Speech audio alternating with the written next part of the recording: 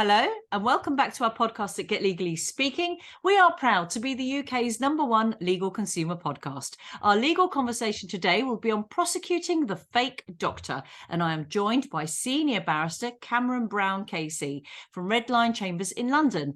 In addition to his financial crime practice, Cameron sits as a tribunal chair on a number of regulatory bodies, including the Met Police Disciplinary Panel and the Health and Care Professions Council.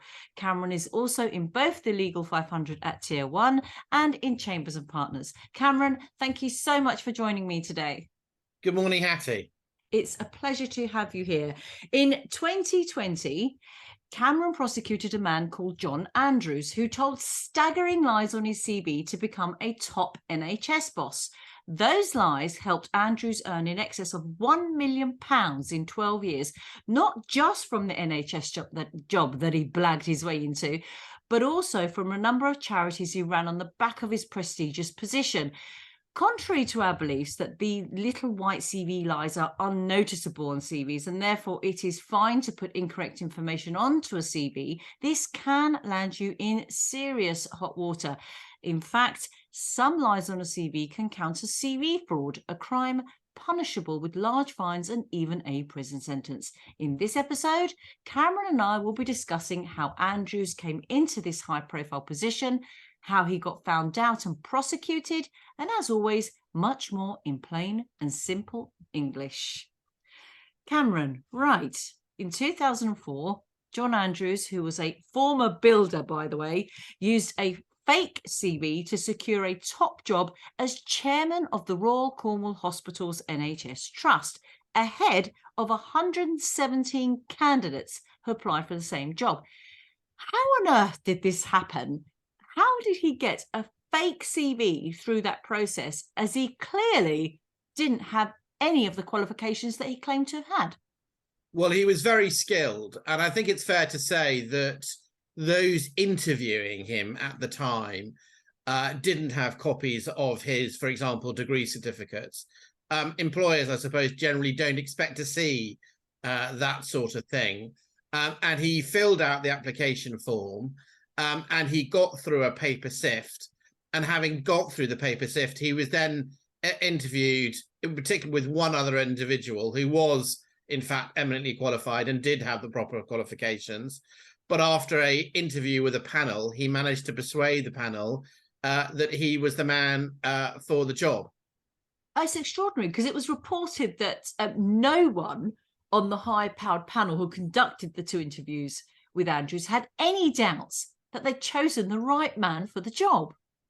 Yeah, I mean, it's not the case he hadn't had any form of employment. He'd worked for a charity. He'd got a diploma certificate from the University of Bristol, but that was a long way from what the actual experience that he claimed to have had, and indeed the numerous degrees and other, and indeed in due course, he in fact claimed he had a PhD. And when he came to make subsequent applications for further roles in the NHS, those lies were amplified and further bits of information were provided. And so he was somebody, I suppose, to be, in fairness to the panel, who could clearly talk the talk. He was plainly convincing at this interview. He had some experience of working in organisations, but frankly not the experience that they were looking for. And of course, one of the fundamental aspects of the job that he did was that he had to be somebody in whom they could place significant amounts of trust and confidence. And that was one of the documents that he signed, that there was nothing that would cause the trust any concern. As I'm sure many of your listeners will have, you signed that saying, is there anything that you want to bring to our attention that would cause us any concern? And of course, he didn't bring any such matter to their attention. And unfortunately, they didn't check to his actual degree certificate. I don't think, to be fair to them, I'm not sure many employers would. Yes. And it was only after many years later that the subsequent chief executive carrying out investigations determined that he was not who he said he was, in the sense of the qualifications that he had.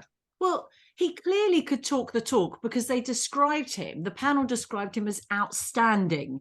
Yes. But, you know, you're right. Many employers don't actually say, especially when we're in the maturer stages of our lives, you know, sort Yeah. of 35, 40 plus, oh, let's go back and check that your degree qualifications are what they are. Let's have a certificate on that. Let's go back to your A-levels or B-Tech, whatever he would have done.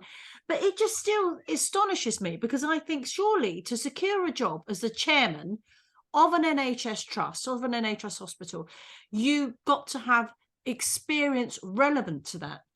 Do we know if he lied about any of his experience, his working experience? Well, yes. I mean, the extent of that experience. I mean, the difficulty was that some of it was quite hard to verify, because it obviously went back many years. But certainly, there was an aspect of controversy and dispute as to about the extent. He certainly had a little experience in working for a charity, but the case that we presented was it was not the extent of the experience that he made out that he actually had. Right. And certainly it was right to say that he didn't have any, for example, experience working in the professions he was going to go into working, in terms of working in a senior role at an NHS trust. Yes. Well, he worked for the NHS for some 12 years, and it wasn't until 2015 and 2016 that he was investigated. Yes. And he pretended to have a PhD. You've mentioned the PhD, and everyone called him, and he made everyone call him doctor, right? Yeah. So yeah. How was he ultimately found out? What happened? Well, there was a dispute towards the end of his in 2016, and he left under something of the cloud, although not related to this. And in terms of that subsequent conduct, it was proven in fact that there wasn't any substance behind it. But notwithstanding that, following that, the next chief executive was not happy in terms of what took place towards the end of his term, and carried out some further investigations, and in particular contacting various bodies, including universities and various accountancy bodies. And of course, then the truth unraveled, and then a search was carried out on his premises, and at least one fake document was found at his premises, and he was subsequently prosecuted. Good gosh! So this all started, if I'm not mistaken, where he had an issue with at his job. Yes. He left, did he? As a result of that, he left. He actually left that post, the NHS post. Yes. A disgruntled employee who clearly was involved with some sort of investigation into what the issue was about in regards to why he left, said, well, let's just dig around a bit more. Let's see who he is and what he actually does. And thought, I'm going to look into your CV. I'm going to then call Bristol University perhaps and ask whether this PhD happened or not. And that it just unraveled from there, really, in a quite, I mean, it sounds all very simple, but it was, I guess. Yes, I mean, I think there was a number of things, because he, in fact, as part of that PhD, had indicated he'd written a thesis, which she had asked to see. And then as a result of that, which she'd wanted to read this, that she'd carried out further inquiries and hadn't been able to locate his HR records relating to his employment application, or indeed initially even a copy of the job description. And all that was located was a copy of an empty HR record file, and that she determined that he would have been the ultimate person responsible for that file. So subsequently, she then, as I say, she carried out some inquiries. She wanted to know what he was about. I mean, she wasn't going to let this go, because it's one thing saying, you know what, we've had an issue with an employee, a member of staff, and they're moving on. There's another one saying, I am going to investigate you. I'm going to go through your CV with a fine-tooth comb, and I want backup to say you are, you know, everything you've got on there is correct. Wow. Yes, absolutely. Wow. So I mean, talk us through what your views were of this case, and how you prosecuted and brought to light this scandalous act. What was he ultimately convicted for, and how long was his criminal sentence? Well, he was convicted in relation to three counts on the indictment at Exeter Crown Court of obtaining basically a fraud by deception, and representing the reason there were three counts. It represented the initial job that he got and then further posts that he got. I think in some ways, I mean, I think it's very easy to look at this case and look at the people who were ultimately responsible for supervising him, for employing him, and then supervising him, to look at them and saying, you know, well, how silly are you that you weren't able to determine that you were dealing with somebody. But I think, as I said right at the start, this was someone who was very convincing. You know, effectively, he could talk the talk. And certainly, it's fair to say to him that some of his reviews over the years, he received positive reviews. Well, I was just going to say, did he do a good job? Was that even discussed? And look, I know I wasn't qualified. I know I lied. Was it any part of his defense to do with that? I know I lied to get the job. I lied on my CV. I lied about qualifications. I lied about the extent of my experience. But in the job itself for these 12 years, did he actually do a good job? Well, the position, the prosecution said no. He said, yes, I did. And here's the evidence because I had these positive performance reviews.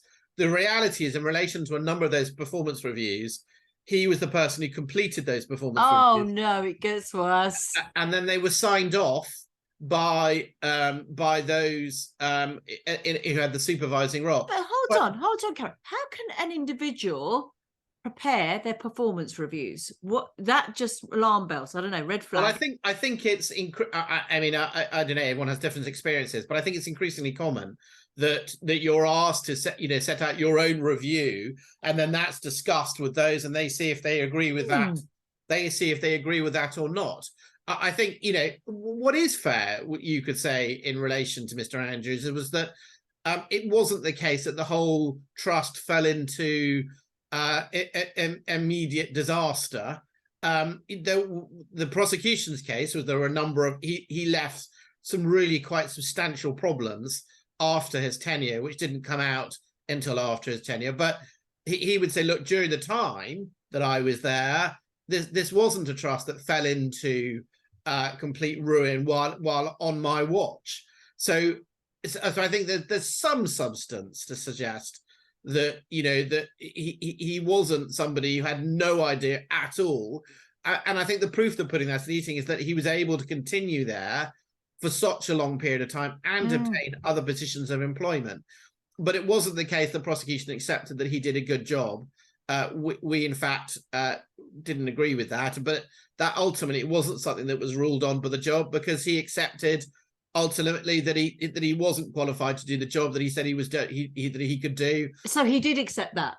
He did come and say, do you know what, hands up, I wasn't qualified to do that. I mean, the fact that it went on for 12 years is extraordinary, really is.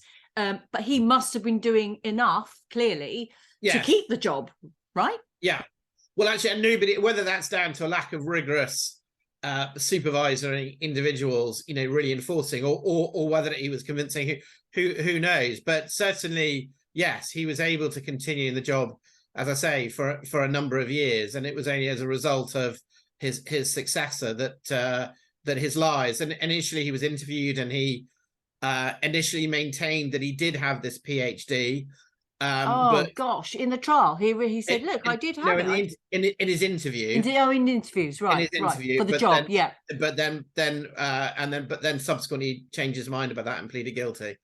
Wow. Okay. Yeah. Oh no, for the interview in terms of the criminal investigation. In terms of the criminal investigation, right. As far as that was concerned. So and then subsequently changed his mind and pleaded guilty before any trial. On a basis, what we call a basis of plea, so setting out particular facts as he perceived them to be, including the fact that he alleged that he did a good job while he was there, but he accepted that he lied about his qualifications and experience. And what was he ultimately convicted for? How long was his criminal sentence? So he was, as I think it's a matter of public record, as I say, he pleaded guilty to those three matters and received a custodial sentence. I would need to check the precise records. From recollection, I think it was 4 years, but I would need to check that. But certainly it was a relatively lengthy custodial sentence. But Yes. in addition to that, and this is what led to the Supreme Court case, was that the prosecution also pursued confiscation proceedings against him. They wanted his salary back. Yes. And that was then the subject of fairly contentious proceedings. And initially what happened was that the judge who dealt with sentencing agreed with the prosecution's position and said, yes, we were entitled to have the salary back. The Court of Appeal disagreed. He kept some. He kept some, didn't he? Because they said, look, he did give service. But then that, for me, is massively contradictory, because the Fraud Act 2006 states a person is in breach of this section if he dishonestly makes a false representation and intends by making the representation to make a gain for himself or another, or to cause loss for another. He clearly dishonestly and admittedly dishonestly got the job. He earned the money through getting the job. But then it's my understanding that the Court of Appeal said, well, he can keep some of the money he earned because he did give service. Is that right, Cameron? Yeah, so in essence, what the Court of Appeal said, that they said it wasn't proportionate, that in view of the fact that he had provided labour over this period of many years, that it wasn't proportionate at a later stage to say, well, notwithstanding that, that ultimately that it wasn't fair for the prosecution to have that money back. And it's quite an interesting concept, whether you think that somebody, our position was quite straightforward, that if you are somebody who is not entitled to work, you don't have the relevant qualifications, and your objective in lying is to obtain the money, the salary that you're ultimately being paid. As the law states, right? That's called fraud, isn't it? Yes. That's the whole purpose. It's, one might say, is it any different from someone carrying out, a bank robbery? You have a vehicle, you might have you use a shotgun, you go in. Your objective ultimately is to get the monies from the bank. And here we say it's no different. Your methods of doing it are slightly different. You're not using a shotgun or a getaway car, but you're using the lies that you told in your CV. And ultimately, no one would say in relation to that bank robbery, well, you're entitled to keep the proceeds of that. That is a brilliant example, Cameron, I have to say, because you're absolutely right. You can't say that the labour that he provided, in my view, I agree, in my view, he provided labour, so he should be able to keep some of the money that he obtained on the back of a fraudulent job application and lies that he admitted, was the case. And he actually also admitted that he didn't do the job as well as it should have been done. Yes, and I think so. And then we went, and then the case was heard behind the Supreme Court, and they ultimately came to sort of what was a halfway house, but resulted in a favourable ruling for the prosecution, which ultimately meant that he wasn't entitled to keep the money.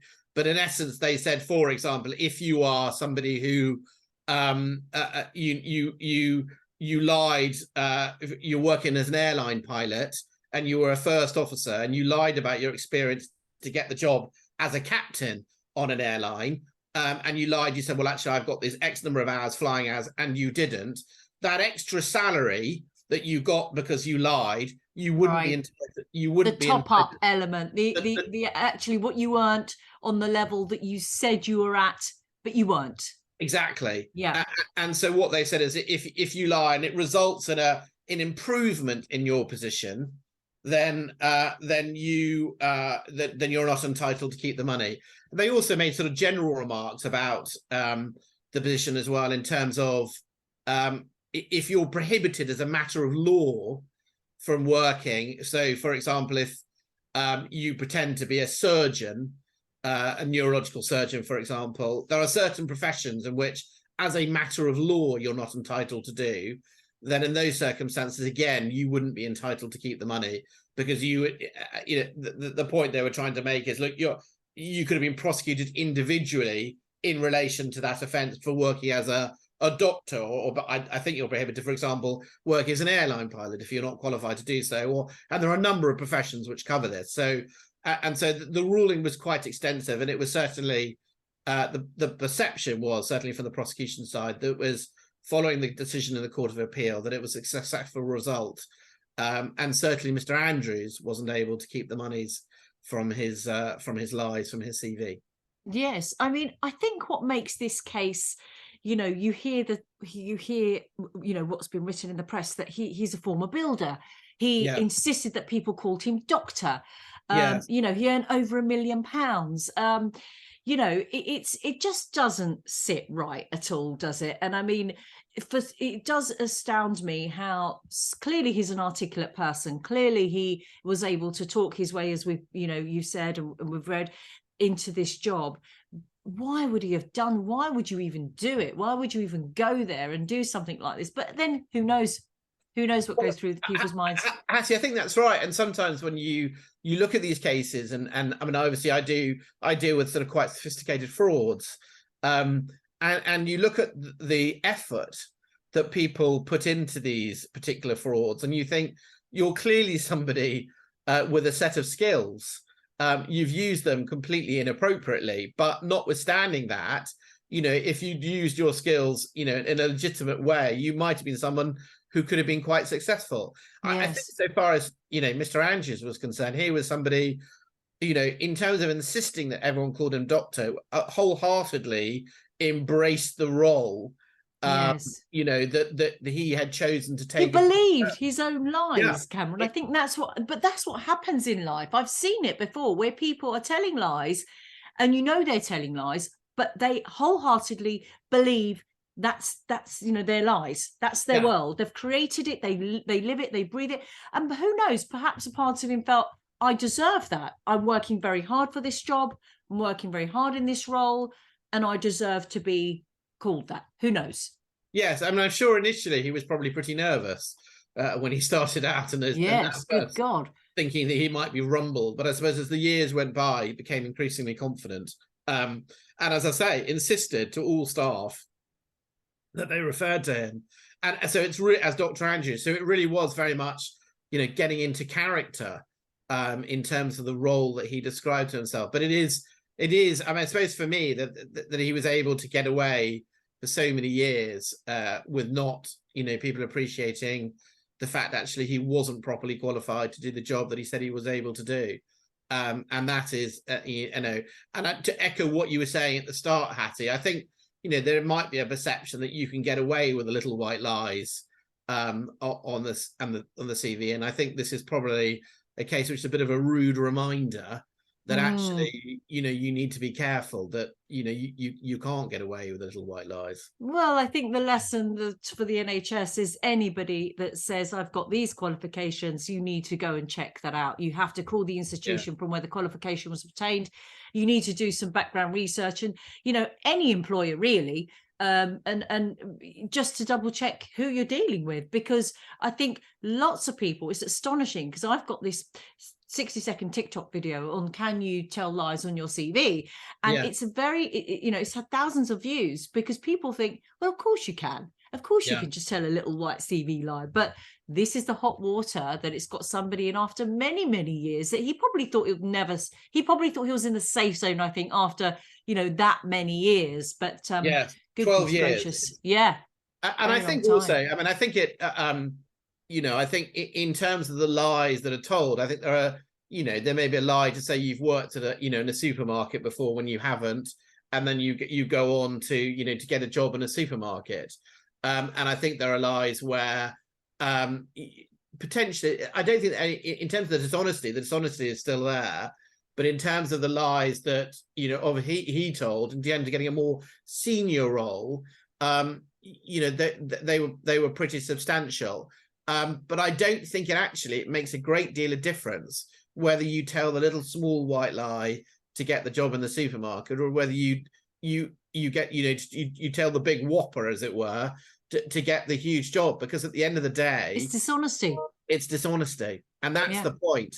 I mean, I'm just looking at your certificate on your wall behind you. Oh, wow. I wish they put you on the spot. But you know, that is an award, actually. An award. So there we go. There we go. But as I say, it's I think it's a rude reminder, not only of the dangers of CV fraud, but also not only are you at risk of a custodial sentence, but also all the monies that you've earned while you were working there. Yes. From whatever as a result, might be recovered by the prosecution as well. And it's damage to reputation, isn't it? It's damage to your reputation. I mean, I'm sure he has obviously spent a lot of that £1 million to live off of that, perhaps paid his mortgage off or acquired assets. And, you know, your life, I think, completely and utterly changes in a very challenging and difficult way. You know, he clearly couldn't have stashed £1 million of his earnings. And what does he do when he gets out? What is he going to do? And what job can he get? And how can he continue his life? You know, it breaks up relationships if you've got children, or, you know, or people around you who thought, I trusted you. I mean, you know, it's a big risk, and I think one that completely and utterly should never be taken. Personally, I think honesty goes a long way and much further than the lies will ever go.